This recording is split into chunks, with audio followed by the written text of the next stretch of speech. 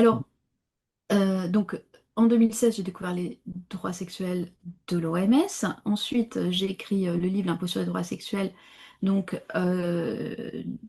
que j'ai désiré auto-publier. J'ai eu plusieurs éditeurs qui sont venus ensuite me demander, même me proposer de l'argent, ce qui ne se fait généralement pas, hein, pas beaucoup, en tout cas dans l'édition, qu'on vienne vous chercher pour ça. Mais donc, je sais que c'est un livre majeur et j'ai toujours souhaité conserver cette indépendance complète sur ce livre, parce que je sais aussi comment ça peut fonctionner, une mise au placard de livres.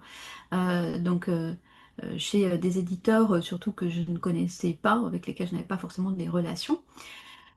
Euh, Ensuite, donc, j'ai mené ce combat qui m'a coûté très cher et qui divise, parce que même aujourd'hui, chez ceux qui prétendent lutter contre l'éducation sexuelle, en réalité, soit ils n'ont pas lu les textes, soit ils sont toujours dans le compromis. Hein, parce qu'aujourd'hui, il faut être gentil avec les pervers, donc c'est le mot d'ordre.